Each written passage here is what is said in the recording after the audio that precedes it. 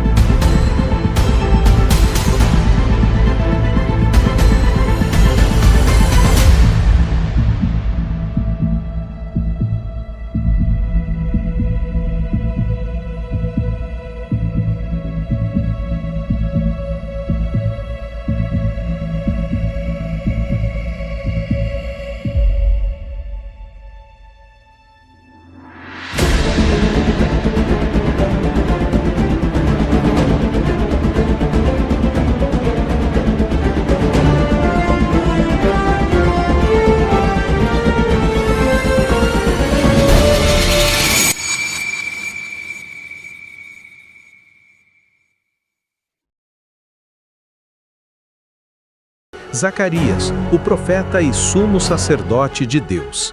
Um homem justo, fiel ao Senhor, que não se calou diante da corrupção e do pecado do seu povo. Ele falava a verdade, mesmo quando a verdade feria os poderosos.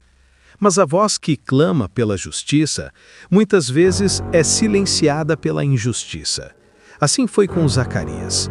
No próprio templo do Senhor, o lugar santo onde deveria haver temor e reverência, ele foi morto.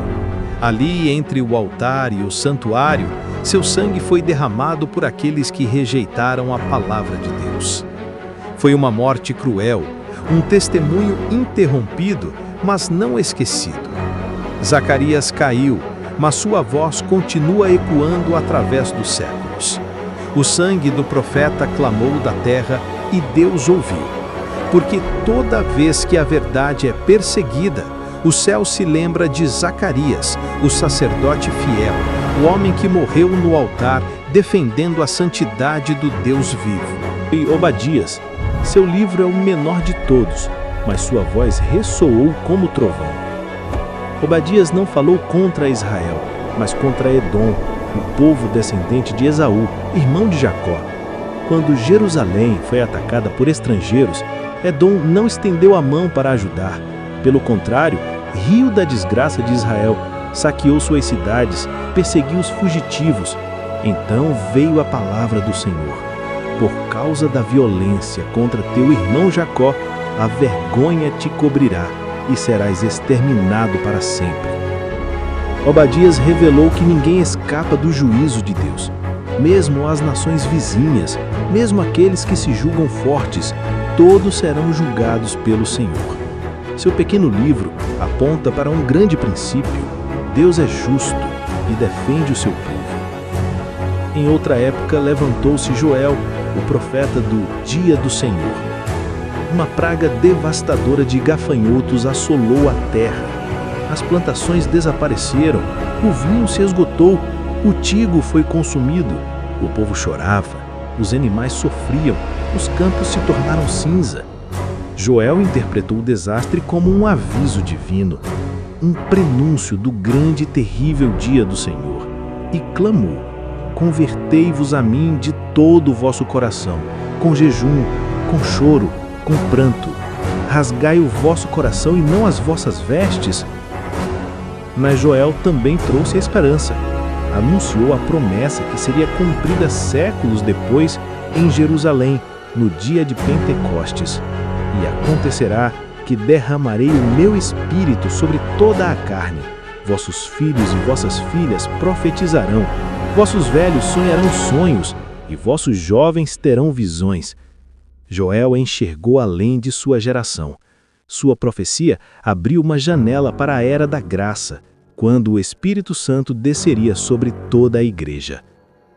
Entre os profetas do reino dividido, Jonas é o mais enigmático. Chamado por Deus para pregar em Nínive, capital da Síria, ele se recusou. Nínive era cruel, sanguinária, inimiga mortal de Israel. Jonas não queria ver a salvação de seus opressores. Então, fugiu. Embarcou para Tarsis, o extremo oposto de seu chamado. Mas ninguém pode escapar da presença do Senhor. Uma tempestade caiu sobre o mar. Os marinheiros, apavorados, clamavam a seus deuses. Jonas confessou sua culpa e pediu que fosse lançado ao mar. As ondas se acalmaram, mas um grande peixe o engoliu. Por 3 dias e 3 noites, Jonas clamou do ventre do abismo. Deus o ouviu e o peixe o vomitou em terra firme. Desta vez, Jonas obedeceu. Caminhou por Nínive e pregou: daqui a 40 dias, Nínive será destruída. A cidade inteira creu. Do maior ao menor, todos jejuaram e se humilharam diante de Deus. E o Senhor se arrependeu do mal que prometera e poupou a cidade. Jonas não compreendeu. Sentou-se à sombra de uma planta, indignado pela misericórdia divina. Mas Deus mostrou que sua compaixão vai além das fronteiras de Israel. Ele é o Senhor de todas as nações. A história de Jonas antecipa a mensagem do Evangelho. A salvação não é apenas para um povo, mas para todo aquele que crê. Por fim, ouvimos a voz de Amós. Amós não era sacerdote, nem filho de profeta. Era apenas um boiadeiro e colhedor de sicômoros, um homem simples, do campo, mas foi chamado para falar em nome de Deus. E sua mensagem não foi suave. Amós ergueu a sua voz contra Israel, denunciando os ricos que esmagavam os pobres, os juízes corruptos que vendiam sentenças, os sacerdotes que adoravam a Deus com lábios, mas viviam em secado. Ele proclamou: aborreço e desprezo as vossas festas, e as vossas assembléias solenes não me dão nenhum prazer. Corra, porém, o juízo como as águas, e a justiça como um ribeiro. Amós mostrou que Deus não aceita rituais vazios. Ele exige justiça, misericórdia, santidade. Seu livro é um clamor divino contra toda a hipocrisia religiosa. Assim foi o reino dividido. Um povo separado por causa da desobediência um reino fragmentado pela idolatria e pela arrogância de seus líderes. Mas em meio à ruína, Deus levantou vozes. Obadias anunciando o juízo contra Edom. Joel proclamando o derramamento do Espírito. Jonas revelando a misericórdia de Deus até para os inimigos. E Amós clamando por justiça em meio à corrupção. Cada profeta, cada palavra, cada visão foi como um clarim de Deus ecoando no silêncio da história. A divisão do reino não calou a voz do Senhor. E mesmo hoje, séculos depois, as mensagens desses profetas continuam vivas, chamando a humanidade ao arrependimento, à santidade, à justiça e à esperança. No próximo episódio, você verá Isaías e suas profecias messiânicas e os destinos das nações. Não perca!